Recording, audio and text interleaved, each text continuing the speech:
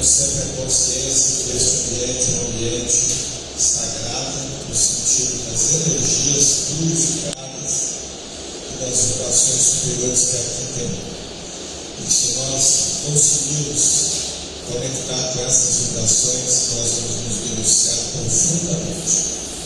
Assim, agradecendo a misericórdia de Deus, reverenciando os bons espíritos que dirigem esta casa, rogando a proteção, o amparo e a assistência por todas as tarefas que estão sendo realizadas, aonde Deus, Jesus e a caridade cristã estejam como bandeira para todos nós. Graças a Deus, que assim seja. Nós vamos comentar hoje um tema muito importante que a doutrina espírita nos traz como esclarecimento, que é o que acontece com o espírito após o desencarne. O título do tema é a alma após a morte, entendendo no vocabulário que Kardec nos traz por esclarecimento dos espíritos, para a diferenciação. Nós falamos muito do espírito, aí o Sá está falando do espírito encarnado, desencarnado. Kardec adotou que quando falamos do termo alma, estamos falando do espírito encarnado, ou seja, ligado ao corpo físico, que é o nosso caso. E quando o espírito desencarna, que é o que nós vamos falar aqui, a alma após a morte do corpo físico, ele é chamado como espírito. Alguns conceitos muito importantes que nós vamos abordar ao longo da exposição estão colocados aqui. Essas informações estão na codificação espírita, do Kardec, em obras subsidiárias, Emmanuel, André Luiz, entre outros. Por exemplo, a morte do corpo físico, né? Então, a única coisa que morre é o corpo físico, vamos dizer, é uma mudança de plano. Isso às vezes parece subjetivo, mas não é. No universo, no planeta, nós temos dimensões energéticas diferentes. A dimensão física, que é a mais perceptível por nós, que é clara, é material, né? É físico, por exemplo, essa cadeira, chão, luz, as paredes, o nosso corpo físico. Essa é a dimensão física que nós percebemos pelos 5 sentidos físicos que o nosso corpo tem. Mas quando nós desencarnamos, nós vamos passar por um plano ou por uma dimensão que é uma dimensão espiritual, onde a energia é um pouco menos densa que essa. Isso não é um local físico. Aqui nesse ambiente, por exemplo, que é esse salão, que então está delimitado fisicamente, nós temos a dimensão física, como já falamos, dos aspectos que nós percebemos pelos sentidos físicos. Mas neste mesmo ambiente tem as dimensões espirituais, que são de acordo com a condição vibratória que nós conseguimos nos colocar. Não é o caso deste ambiente, mas de qualquer outro ambiente. Por que não é o caso desse ambiente? Porque aqui nós temos um ambiente elevado, sublime, como já comentamos, mas em qualquer outro ambiente que nós tivermos no planeta Terra, nós vamos encontrar, além da dimensão física, as diferentes dimensões espirituais que têm a ver com as vibrações que nós vamos perceber. Então, a morte não é o fim, mas sim uma mudança. Então, nós saímos do plano material para esse plano espiritual. E a alma se liberta de amarras físicas, né, que é o que nos liga ao corpo físico, e segue em busca de aprendizado e evolução. Outro conceito importante: a alma separada do corpo se apresenta tal como ela é. A morte não é mágica, né? Então, a gente imaginar que morrendo vamos nos transformar de um jeito ou de outro, isso não é correto. Como nós vivemos, assim nós vamos estar após a morte do corpo. Então a alma separada do corpo se apresenta tal qual é. Volta a ser espírito, ou seja, desligado do corpo físico, retorna ao mundo dos espíritos que ela havia deixado temporariamente. A morte é apenas mudança de roupa, né? Veste quer dizer roupa. Então, se a gente olhar sobre esse ponto de vista, nos parece que é uma imagem muito clara. O corpo físico é uma roupa. Assim como nós, quando temos uma roupa usada, velha, gasta, que já não serve mais, a gente se descarta dela, se desapega. Assim é o nosso corpo físico, muito importante, útil, necessário para o nosso processo evolutivo, mas ele é temporário. Ele vai se desgastando quando os laços do corpo e do espírito se desfazem, essa roupa vai se separar e nós vamos seguir com a nossa unidade, como nós vamos ver. Somos o que somos. Ninguém morre, o corpo descansa, mas a alma segue a sua jornada. E essa frase que nós vamos abordar um pouco mais para frente, nos parece muito importante, né? Porque ela, apesar da simplicidade, ela tem uma profundidade para a gente refletir. Essa frase é do benfeitor Emmanuel. Ele nos diz com muita objetividade: viva como quem sabe que vai morrer um dia, e morra como quem soube viver direito. Nós vamos explorar isso um pouquinho mais para frente, então vamos avançar. A bibliografia que nós recomendamos para quem tiver interesse em aprofundar esse assunto é o Evangelho segundo o Espiritismo de Kardec, no seu capítulo 28, e o item 62 especificamente, que é a prece pelos desencarnados. Luz dos Espíritos, as questões 149 a 165, também tem material bem importante para nos esclarecer sobre isso. E duas obras do benfeitor André Luiz, uma delas é a Evolução em Dois Mundos, que é pela psicografia do médico Valdo Vieira e Chico Xavier, na parte 1, no capítulo 12, tem importantes considerações sobre a questão da morte.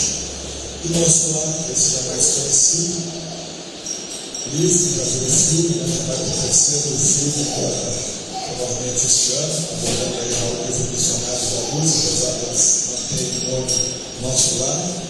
Nos capítulos 1 e 2, nós temos um relato verídico, muito importante, né, porque ele é a realidade de um espírito, ao se dar conta que desencarna, como é que ele vai contar essas primeiras experiências. Isso nós encontramos no Nosso Lar, nos capítulos 1 e 2.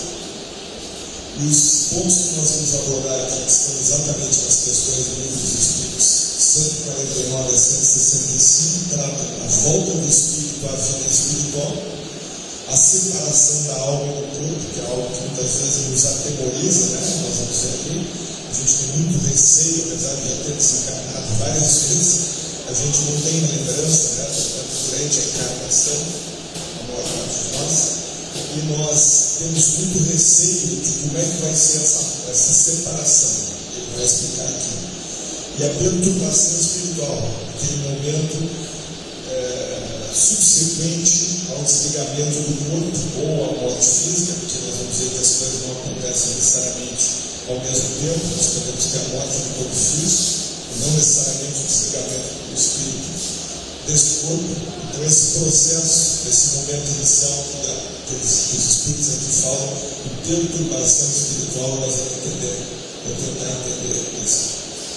Então a primeira pergunta que é feita é essa: o que sucede, o que acontece no espírito encarnado, ou seja, nós estamos ligados ao corpo físico, no instante da morte do corpo físico, o que realmente acontece?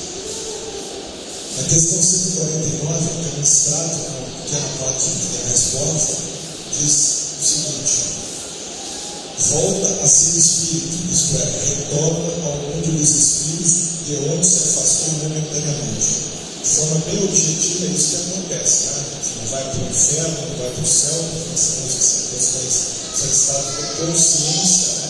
De estado de entendimento do espírito, mais culpa ou não, mais alegria, uma consciência mais tranquila do cumprimento dos deveres, arrependimento profundo por perda das oportunidades, enfim, situações comuns a todos nós, mas a resposta é essa: volta a ser espírito, ou seja, consciência, individualidade, desligado agora do corpo físico, retorna ao mundo dos espíritos, entendendo que nós falamos desse mundo dos espíritos, é a dimensão espiritual que nós não percebemos pelos sentidos físicos, mas aqueles de nós, como foi explicado no comentário do Evangelho pela Suzana, que desenvolvemos a mediunidade, que educamos a mediunidade, que trabalhamos com a mediunidade, vamos ter a percepção dessa dimensão espiritual, porque a mediunidade, como foi explicado no atributo do espírito, ela é o sentido da alma, assim como o corpo tem os sentidos físicos para perceber a dimensão física.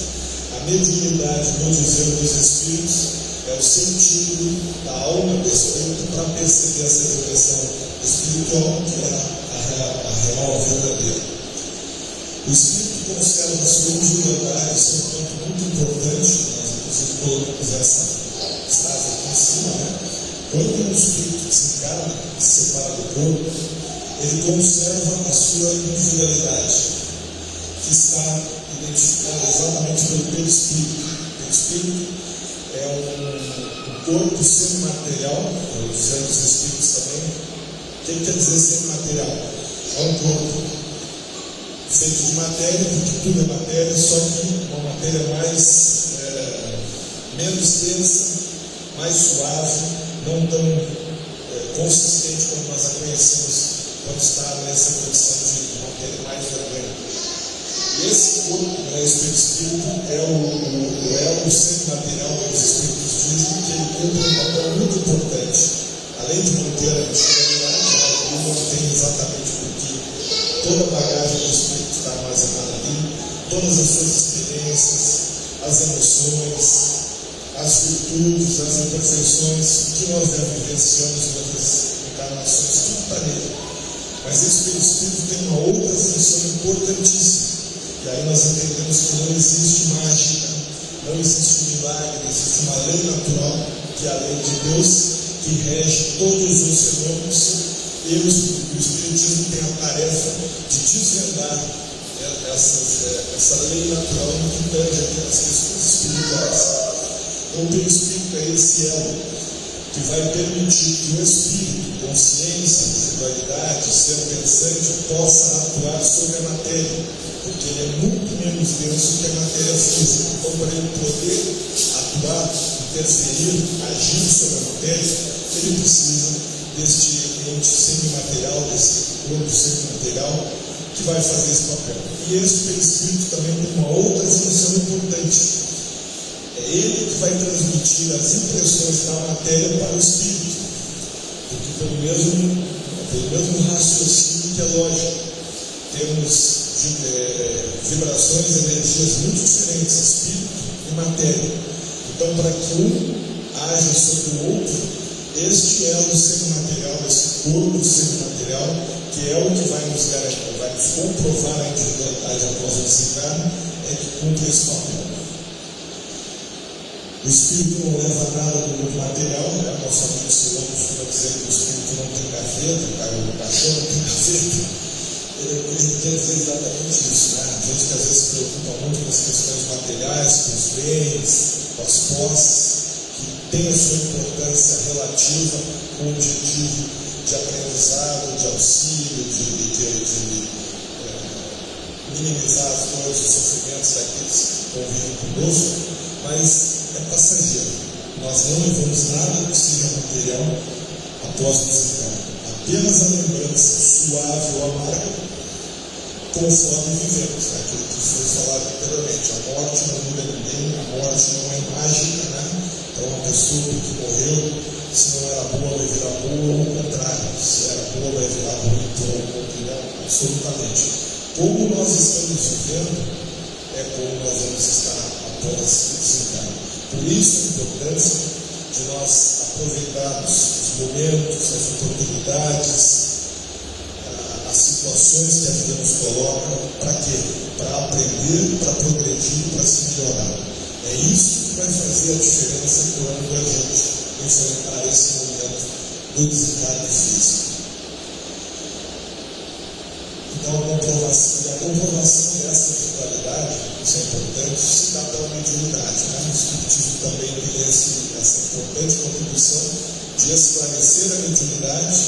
A mediunidade não só não surge no Espiritismo, a mediunidade existe desde que a humanidade vive no planeta, só que o Espiritismo tem um papel importantíssimo de desmistificá-la no sentido de algo sobrenatural, de algo excepcional, no sentido de ferir os nossos sentidos, de nos impressionar, como exatamente esse sentido do Espírito para perceber e se relacionar com a dimensão espiritual. Em que sentido nós devemos entender a vida eterna? Né? Eterno é aquilo que não desaparece, que não acaba.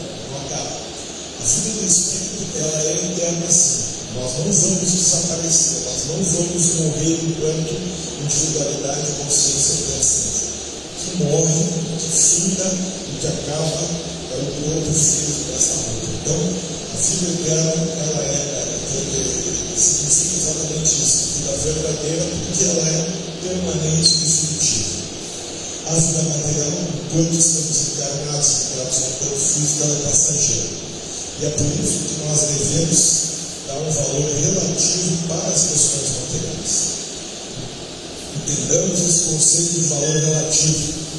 Não é dar valor nenhum e não é dar valor absoluto. Absoluto é aquilo que não tem medida, que é aquilo ou acabou. Então, a vida material ela tem um valor relativo, por quê? Porque nós precisamos dela. Ela é a oportunidade de aprendizado e de evolução. Se nós pudéssemos só evoluir sem precisar encarnar, nós não encarnaríamos. Deus não faz nada que não seja necessário, útil e enfim, relevante para nós. Então, se existe uma encarnação, se existe um mecanismo da reencarnação, que são as vidas sucessivas, é porque elas são úteis, né? No sentido de aprendizado e de progresso. Mas valor relativo no sentido de nós não nos apegarmos excessivamente, não nos preocuparmos somente com a vida material. Por quê? Porque, como vimos, ela é passageira e as situações que ela nos traz são todas para aprendizado e para progresso, são transitórias, passageiras. E aí nós lembramos a frase famosa, do Chico, que o estudo passa exatamente isso que ele quer dizer, né? Uma simplicidade, uma profundidade muito grande. Separação da alma do corpo. Questão 154. Grande pergunta, né? Dói morrer? É dolorosa a separação da alma do corpo? Olha o que os Espíritos dizem. Não. O corpo quase sempre sofre mais durante a vida do que durante o momento da morte. E olha que a gente muitas vezes se preocupa com a vida inteira. Os primeiros sinais da meditação antiga, né? Estamos mais perto desse fenômeno, que não é a primeira vez que a gente vive, mas ainda causa para nós muitas vezes temor, receio, estranheza. E os Espíritos estão dizendo, não é dolorosa a separação. O corpo quase sempre sofre mais enquanto estamos vivendo aqui ligados ao corpo físico, às doenças, às decepções, os sacrifícios, todas as situações que nós conhecemos bem. São muito mais dolorosas do que a separação da alma do corpo. Porém, ele vai dizer ali, né, que os sofrimentos de algumas vezes que se experimentam nesse caso da morte são um gozo, são um prazer para o espírito que se vê próximo a se libertar. Porque no fundo a morte é isso, né? A libertação do corpo físico, apesar de toda a importância que tem, é a libertação de uma prisão. Por quê? Porque o corpo físico nos inibe as potencialidades, as percepções, as capacidades. Por quê? Porque nós estamos vivendo presente na realidade que nós estamos vivendo nessa encarnação. Somente por isso. Mas é óbvio que quando nós estamos livres do corpo físico, a nossa percepção, as nossas capacidades, as nossas sensibilidades, elas são muito maiores. E como se opera a separação da alma do corpo? Questão 155. Enfraquecidos os laços que a retinham, elas se estreiam. Ou seja, não existe quebra dos laços, você vai explicar mais para frente. Então é importante a gente entender. Vamos usar uma metáfora que pode não ser melhor, mas talvez ajude. Quando a gente bota um calçado que tem cordas, né, que precisa amarrar lá, está amarrado. No momento em que eu quero tirar aquele sapato, o que eu vou fazer? Eu vou desamarrar aqueles laços e vou tirar o sapato. Mais ou menos é isso que acontece quando a gente está em processo de desencarne. A alma vai se desprender gradualmente. Isso é muito importante. Gradualmente quer dizer, não é uma coisa imediata, não é uma coisa repentina, não é algo da noite para o dia, é gradual. Não é se escapar como um pássaro preso que subitamente foi libertado. Essa é uma imagem muito interessante que os Espíritos colocam nessa resposta, né? Então, o Espírito vai com a roupa fortinha, o Espírito vai sair daí, de lá, e se separa do corpo. Não, os laços vão sendo gradualmente desfeitos. O Espírito se solta pouco a pouco nos laços que prendiam. E nós vamos entender o que contribui para a liberação desses laços. Esses laços se desatam no céu, falamos. E aí, os Espíritos dizem, durante a vida, ou seja, enquanto a gente está encarnado, o Espírito se acha preso ao corpo físico pelo Espírito. Então, quem está ligado ao corpo é o Espírito. Lembra que nós falamos desse elo ciente semimaterial, consciência de individualidade pensante, que é o Espírito, mas uma vibração e uma energia muito diferente do corpo físico que está usando, essa roupa pesada. Quem faz essa ligação é o Espírito. Então, os laços que são soltos são os laços do perispírito mais o Espírito com o corpo físico. Então, apenas a destruição é apenas do corpo, o perispírito se mantém. No instante da morte, o desprendimento do perispírito não se completa subitamente. Isso é importante, né? Existem vários gêneros de morte, vamos falar daqui a pouquinho.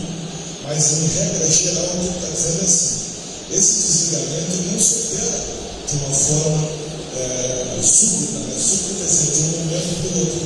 Assim como, voltamos ao exemplo que usamos anteriormente: desamarrar um sapato, se está com uma mais apertada, se a corda já não está tão boa, a gente tem que ir fazendo um processo, né? Para que possa sim abrir aqueles laços. Assim é em relação ao Espírito. Ele é gradual, de acordo com o grau evolutivo do Espírito, e que seu maior ou menor apego. Isso é muito importante. Quando a gente fala que é o perispírito que se desliga do corpo, e que isso é gradual, aqui está a explicação. Se eu for um espírito muito apegado à matéria, às paixões, aos hábitos materiais, às questões materiais de trabalho, de posse, de afeto, de poder, de domínio, o que nós quisermos imaginar, de aproveitar as coisas boas da vida, que não é nenhum problema, mas quando nós só pensamos nisso, é isso que ele está dizendo: apego excessivo à matéria. Então, à medida que eu tenho consciência disso, qual deveria ou deve ser o meu comportamento? Entendendo que a matéria é temporária e que é definitiva é o Espírito, que isso vai acontecer em algum momento, e quanto mais eu conseguir me desapegando da matéria, sem abandonar, evidentemente, como você está falando, mas não ter esse apego, esse afinco excessivo à matéria, eu estou facilitando o meu processo de desenlace lá na frente, esse desligamento dos laços do perispírito do corpo físico, poupando provavelmente muito sofrimento. E outro requisito fundamental nesse processo de desligamento é a nossa evolução espiritual.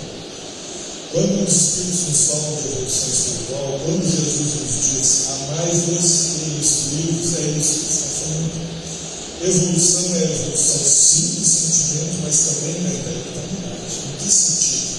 Conhecimento, abertura de perspectiva sobre a vida, entender melhor as questões, não nos fecharmos em modelos mentais inflexíveis que muitas vezes também nos atrasam muito a nossa vida.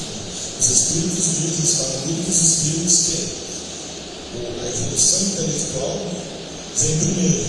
Isso é geral, né? Quer dizer que seja assim para todos, mas primeiro vem a evolução intelectual, o desenvolvimento intelectual, e depois o desenvolvimento moral. E a explicação simples e racional com tudo que os Espíritos nos ensinam. Porque a partir do momento que nós desenvolvemos a intelectualidade, nós passamos a raciocinar. E raciocinando, nós vamos entender com mais clareza o mecanismo da vida, que não é complexo, que não é difícil, do ponto de vista de entendimento. É complexo e é difícil no sentido de compreensão, vivência e exercício. Mas, por isso os Espíritos dizem, é o que nós estamos fazendo aqui, né? Ou tentando. A partir do momento que nós estamos buscando nos esclarecer como é a sorte da alma após a morte, certamente por raciocínios, por mesmo por aprendizado e amadurecimento espiritual, será mais fácil de entender isso.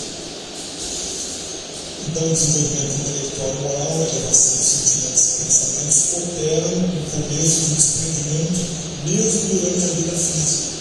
Então, quando nós dedicamos parte do nosso tempo às questões de espiritualidade, nós estamos contribuindo nesse processo de nos preparar melhor para o momento do desempenho.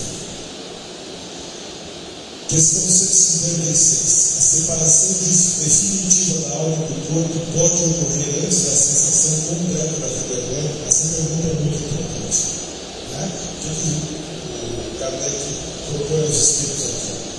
O espírito pode se desligar do corpo antes de ter cessado a vida física, que tenha acontecido o falecimento dos órgãos, que não haja mais vida orgânica no corpo? É isso que ele está perguntando. Olha a resposta dos espíritos. A agonia é aquele processo onde o espírito já está nesse desligamento dos laços do corpo para o espírito. A agonia, a alma, algumas vezes já tem deixado o corpo, nada mais existe. Então, se possível, em determinadas situações, como nós vamos lá, mais ou menos apego na vida material, elevação dos sentimentos e evolução moral e intelectual, isso certamente, nessas situações, o espírito pode se desprender antes, ainda existe ali a vida física, mas o espírito não está mais ali ligado.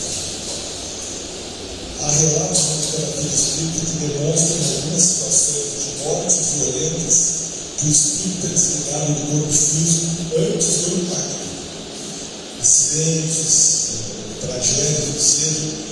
Isso obviamente acontece por mérito do espírito, que não precisa passar por aquela situação de sofrimento físico. Mas isso não é a generalidade. Isso é apenas para ilustrar essa questão. Quer dizer, ainda não houve a morte física, mas neste caso uma morte violenta, que o espírito não precisaria passar por aquele impacto físico, a situação já do desencarne, da tragédia que fosse. Certamente tem uma vinculação com a lei de causa e efeito passado, mas por alguma razão que não se pode avaliar assim rapidamente, não havia necessidade de passar por um impacto. Então o espírito é desligado e posteriormente acontece a morte física. Em outras situações, o espírito sente se desfazer os laços. Isso tem vários relatos nas obras mediúnicas, né? Nas obras espíritas. O espírito sente se desfazer os laços que prendem ao corpo, auxilia nesse processo. Olha que impressionante isso. Isso é que os espíritos realmente muito evoluídos. Auxilia pela consciência de todo esse processo, já tendo essa evolução, já tendo esse desapego da matéria, ele também colabora nesse processo de desligamento. E percebe a realidade espiritual que lhe aguarda e a presença de espíritos e familiares amigos já desencarnados que vêm receber. Olha que coisa bonita isso. Separação completa, desligamento do espírito, mais que do espírito do corpo físico, se opera quando se extingue completamente o fluido vital. A gente vai explicar rapidamente sobre o fluido vital, que é importante. O fluido vital é uma modificação do fluido cósmico. O que é o fluido cósmico? O fluido dos espíritos é esse fluido que envolve a tudo e a todos o planeta Terra e todo o universo. Cada planeta da proporção tem um determinado fluido cósmico. O fluido vital é uma modificação, uma derivação desse fluido cósmico. E ele é que dá vida material e orgânica e caminha os corpos físicos. Então, todos os seres vivos, humanos, animais, plantas, têm esse combustível, por assim dizer, que é essa energia vital, que é exatamente o que anima a matéria. E é usado como combustível, a expressão ali, obviamente, entre aspas, para dizer assim: quando a gente reencarna, a gente vem com uma cota de fluido vital determinada, de acordo com o número de anos que a gente precisa viver. Então, se eu viver 80 anos, fluido vital proporcional. Se eu vou desencarnar na infância, na adolescência, na média, na adolescência, da mesma maneira. Então, por quê? Porque é esse fluido que mantém o perispírito ligado ao corpo físico. Então, enquanto esse fluido não se extinguir, o perispírito e o espírito não se desprendem do corpo físico, mesmo quando já tem havido falecimento dos órgãos físicos, né, a morte física antecedente. Então, o armazenamento com esse reencarnar, a gente recebe a prova, que é o que falamos, mas a gente pode prolongar um pouco o fluido vital, isso os espíritos dizem, né? Pelos hábitos naturais, por viver mais tranquilamente, por fazer escolhas de vida equilibradas e, obviamente, por tarefas que nós podemos estar desempenhando por sermos úteis. E quando fala de tarefa, nós imaginamos assim, uma grande missão, todas são importantes, né? Mas vamos pensar, uma pessoa cuja vida auxilia tantas outras pessoas, numa família, numa instituição, o que for.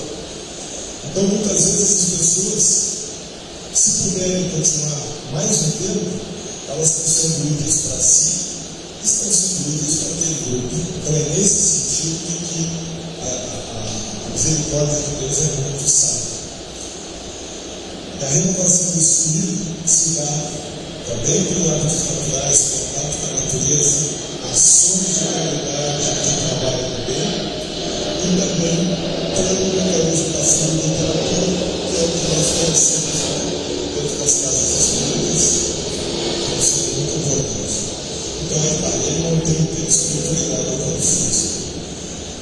Perturbação espiritual, que é exatamente aquele momento após a morte do corpo, o desligamento total ou não do corpo ao perispírito. O espírito, como é que o espírito vai se sentir?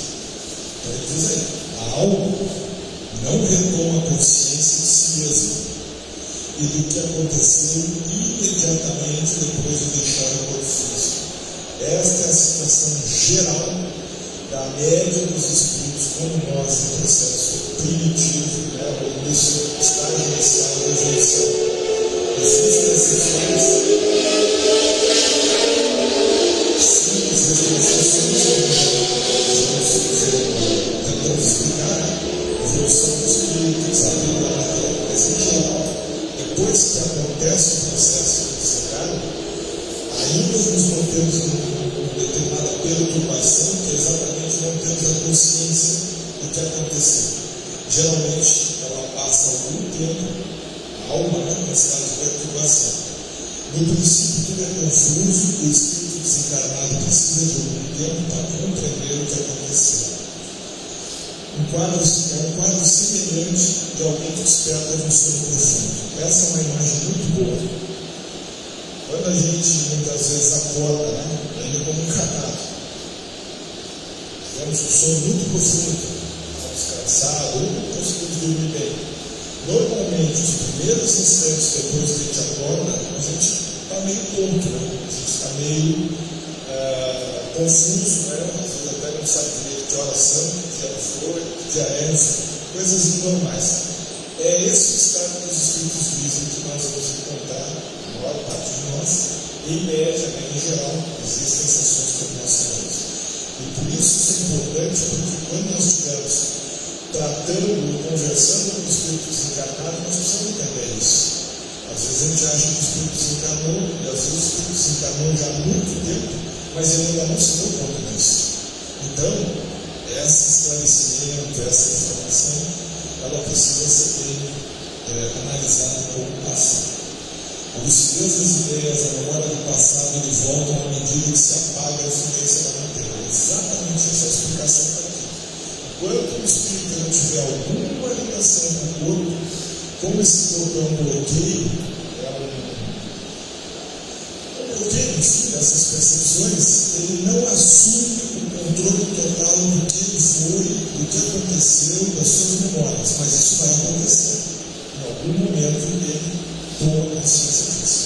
Então, à medida que se apaga a influência da matéria, o espírito acaba detonando. E à medida que se dissipa essa espécie de névoa, né? Ou seja, bloqueio que escurece os pensamentos. Quanto mais evoluído for o espírito, mais se desapegar da matéria, ainda enquanto estiver encarnado, enquanto nós conseguimos fazer esse processo já, não esperar para desencarnar para pensar nisso, né? E agir mais do que pensar, menor será o seu tempo de perturbação que ele irá sentir na porta da sua desencarnação. E o Espiritismo tem grande influência, como é óbvio, né? Por esse esclarecimento, por nos explicar que somos espíritos imortais, que a morte não é do espírito, é do corpo, e a necessidade contínua da nossa melhoria íntima, né? Da nossa evolução, pelo exercício do bem, da caridade, da humildade, e fundamentalmente que o nosso destino é obra nossa.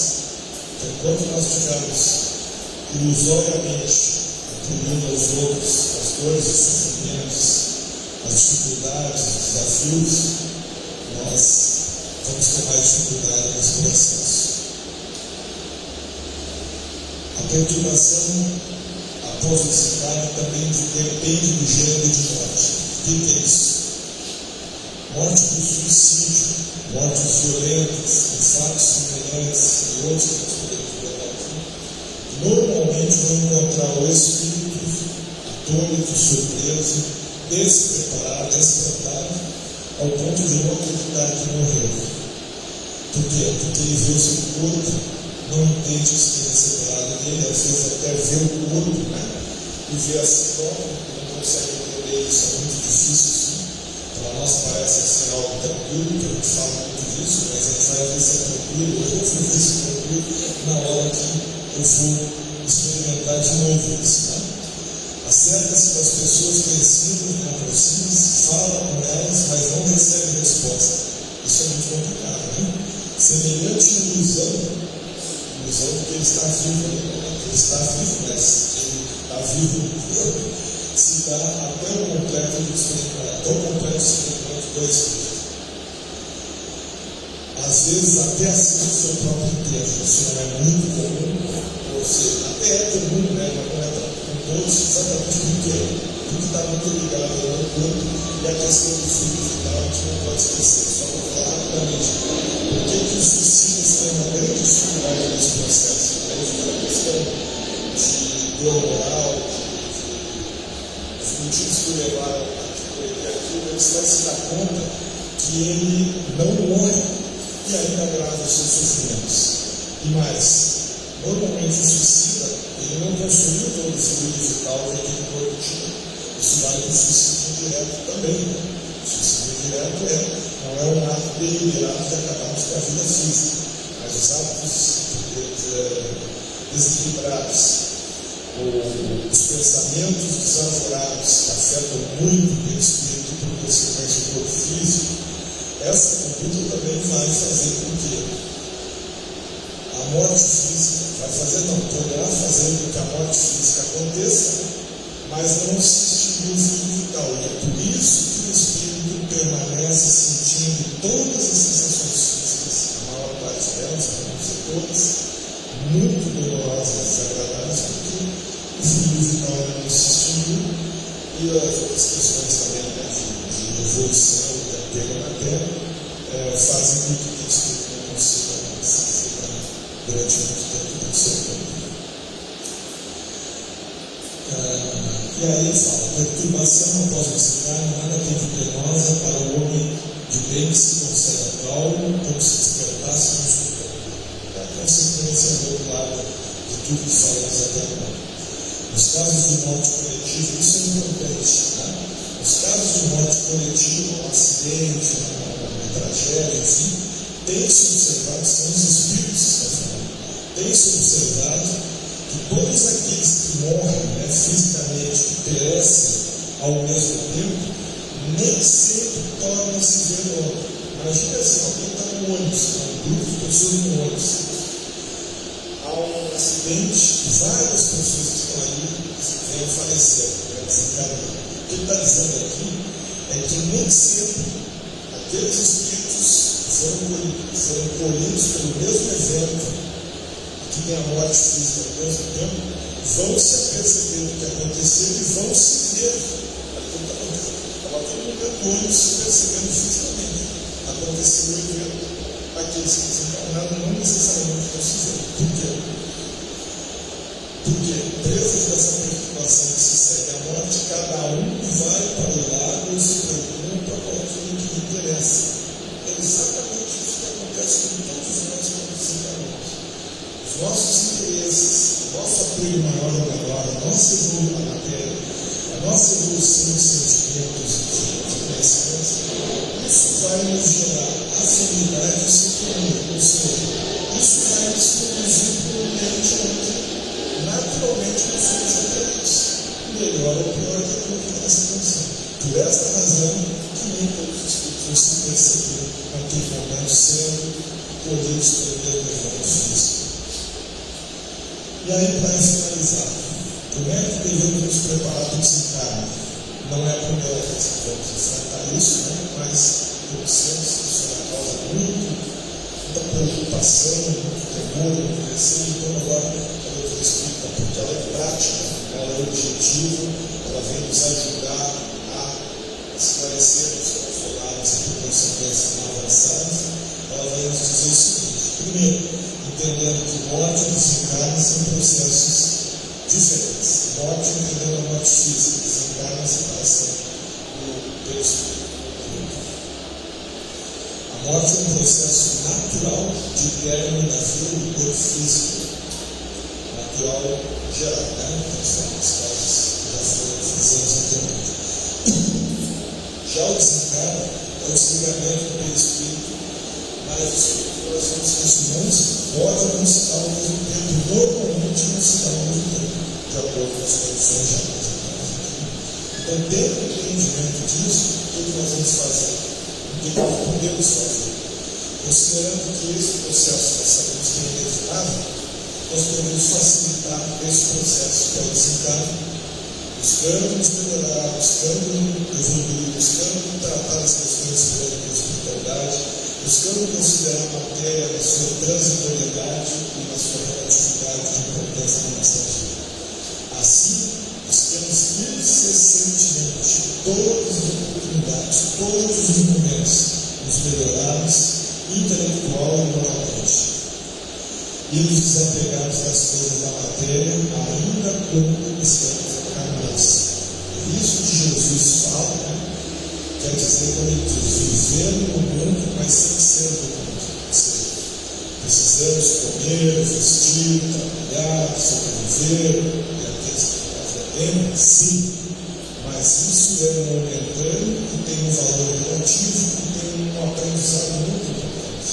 Então, entendendo isso, não pensando só nisso, não tratando somente disso, não percebendo a vida, não restringindo a percepção da vida só sobre esses aspectos, nós vamos estar compreendendo sobre isso. E aí, para finalizar mesmo, nós voltamos a essas duas frases que foram apresentadas no início. Lembrar que a morte é apenas mudança de roupa, é o corpo, a gente entrega e continuamos sendo o que nós somos. E, lembrando, Emmanuel, que nos diz que devemos viver como quem sabe que vamos morrer um dia, consciência de que a morte física é inevitável. Todos nós sabemos, mas nem todos nos preparamos.